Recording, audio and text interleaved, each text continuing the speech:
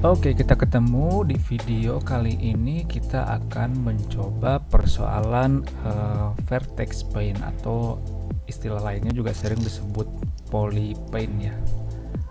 Jadi ada metode untuk mewarnai permukaan 3D, permukaan polygon atau polymeshnya.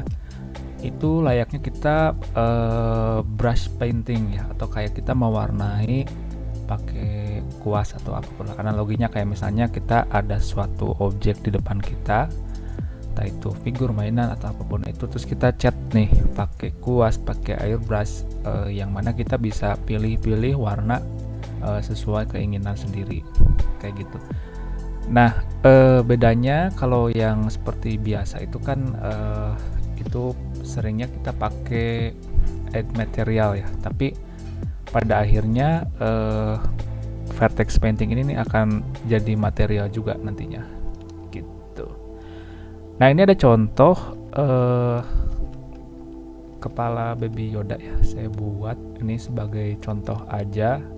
Kita akan coba gimana mewarnai si permukaan objek 3D nya. Dimulai kita dari objek mata nih. Untuk vertex paint-nya itu ini ada di sebelah kiri atas. Nih kalau kita masuk ini ya, pilihan kiri atas seperti biasa. Object mode, edit mode, sculpt mode. Nah, ada vertex paint. Kita pilih yang ini. Kita tap. Nah, terus kita coba tekan di sini. Nah, ini bisa langsung berwarna ya. Oke, kita undo dulu. Nah, supaya kita pingin ini sekaligus jadi diterapkan menjadi material ya, kayak gitu. Nah, langkah pertama itu adalah kita split dulu layarnya. Kita di area sini, klik kanan, vertical split, misalnya saya split segini. Kemudian modenya kita rubah jadi shader editor. Nah, ini masih kosong ya. Kita add material supaya dia menjadi teraplikasikan jadi material, barangkali nanti dibutuhkan untuk keperluan lainnya. Terus kemudian di vertex paint ini, nah masuk ke objek data properties. Nah, ini ada pilihan di area bawah ya, vertex color. Nah, kalau kita klik ada pilihannya, kita kasih rubah namanya ya. Misalnya ini saya nama mata. Klik. Nah, kemudian di layar sebelah sini itu shift A, kita input vertex color. Nah, kita klik di sini misalnya. Kemudian cari yang mata. Nah, terus kita connect dari color yang icon ininya kuning ke base color. Nah, jadi nantinya apa yang kita garap di permukaan ini jadi material ya, gitu.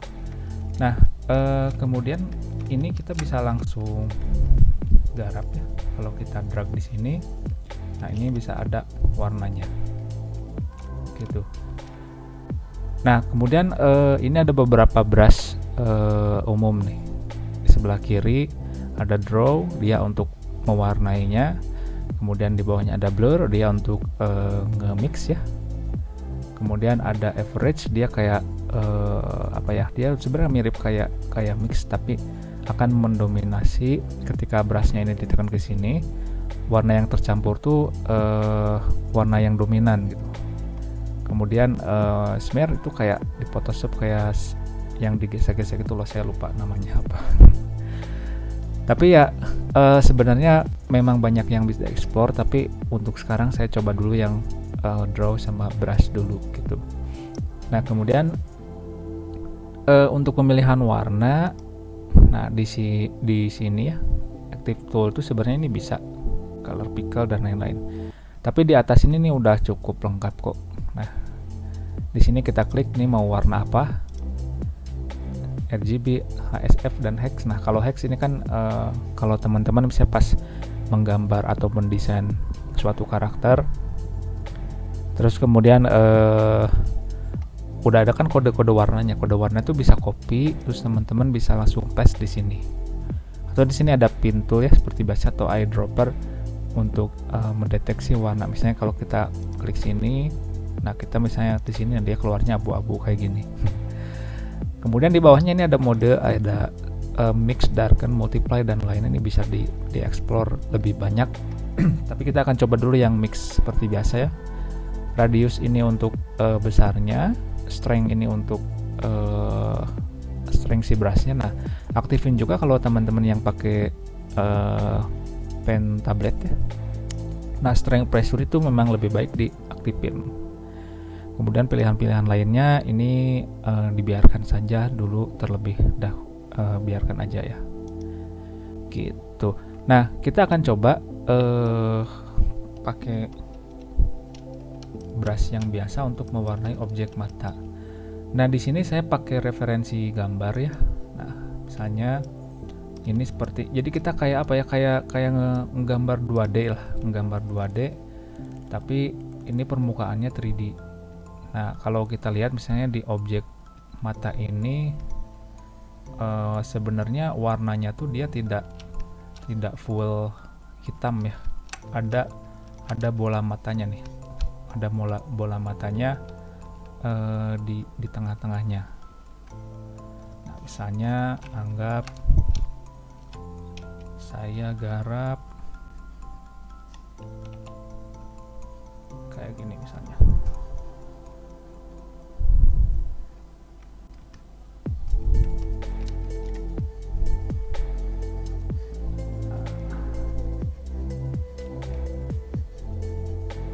Jadi yang samping-sampingnya tuh dibiarkan warnanya agak coklat gitu ya. Terus nah, karena ini permukaannya itu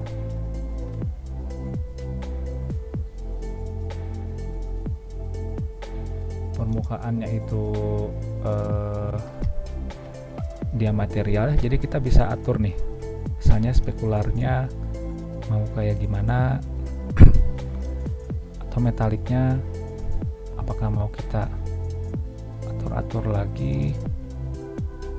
Nah, roughness-nya mungkin karena dia mengkilat ya, coba saya setting dulu jadi seperti ini misalnya, dan seterusnya, masih banyak yang bisa di-explore ya.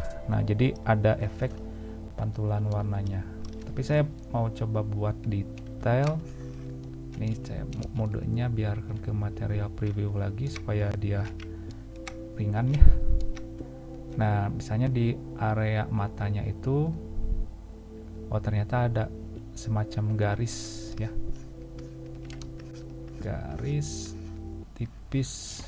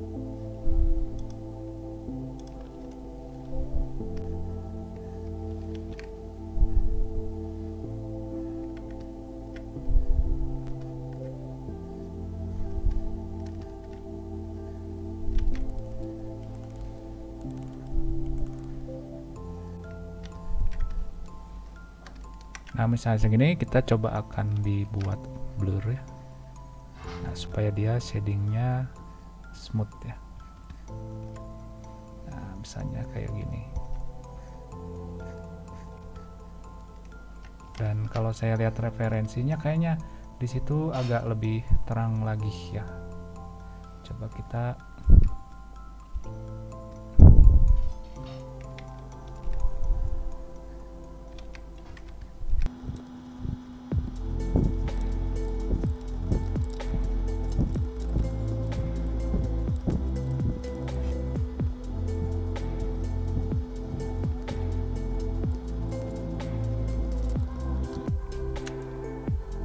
nah sementara kita punya bagian mata yang ini, jadi dia tidak hitam semuanya ya. Oke, nah kemudian kita akan coba ke bagian kepala ya. Nah ketika kita klik kepala ini hilang shadernya. Shader masing-masing objek tuh punya shader masing-masing. Jadi diulangi untuk yang kepala ini, diulangi seperti cara yang sama tadi ya. Kita ke vertex paint, materialnya kita add dulu, nah kemudian di vertex, kemudian di vertex colornya ini kita add lagi. Nah kita ganti nama supaya nggak bingung, misalnya jadi head ya.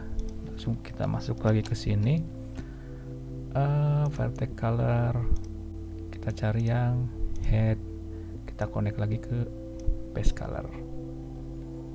Sip. Nah dia sudah bisa digarap ya. Nah ini kalau hitam semua. Nah ini misalnya kalau agak gedein dulu supaya kita agak luas ya. Jangan lupa ini aktifkan si mirrornya supaya nanti sekali brush dia langsung tergarap semuanya. Nah, di sini untuk nge-fill warna itu tinggal pencet Shift K. Nah, jadi objeknya tuh langsung terisi semuanya. Jadi tidak usah nge-brush satu-satu ya, itu repot ya untuk ngewarnainnya. Gitu. Nah, selebihnya itu caranya sama ya, kita tinggal mau misalnya kita buat dulu gradasi, anggap untuk paling gampang kita buat yang gelap-gelap terlebih dahulu ya. Nah misalnya kita coba ini, terlalu gelap.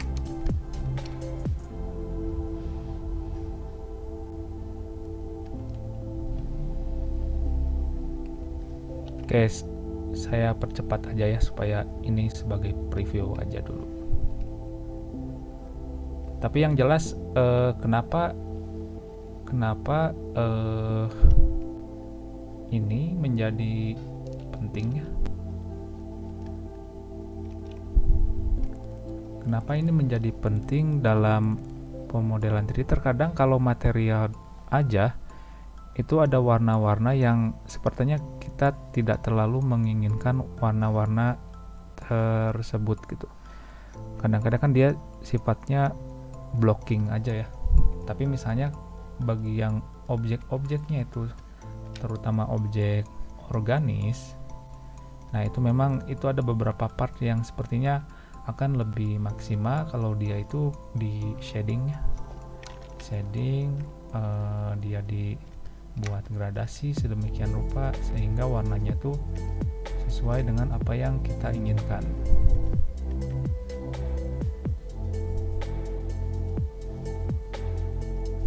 Nah, misalnya kayak gini, kemudian kita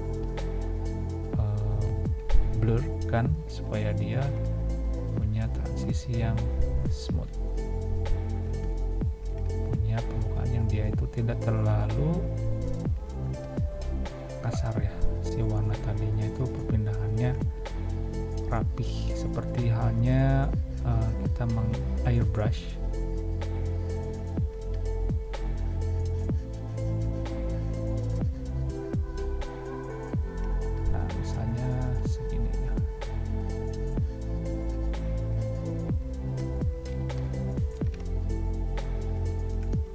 kemudian area telinga pasti dia lebih gelap lagi ya sebelah sininya.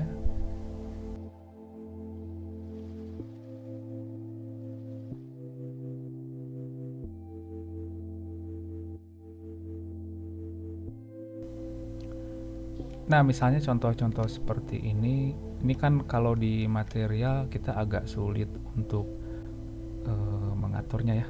Tapi kalau dengan Vertex Paint ini, nah, kita enak untuk ngasih beberapa gradasi warna ya.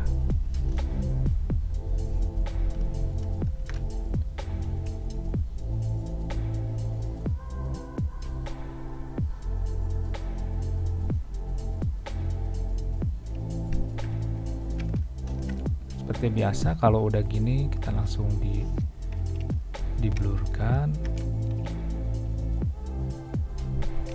supaya dia tidak terlalu kuat ya, dan gradasinya jadi smooth.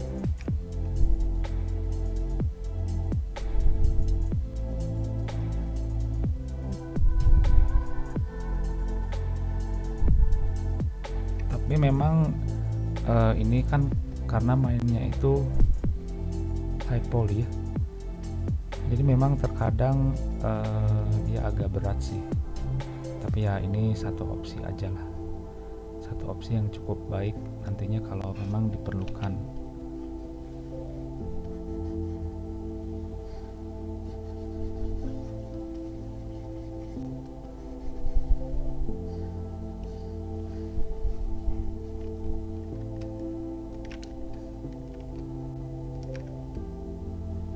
Misalnya kayak gini,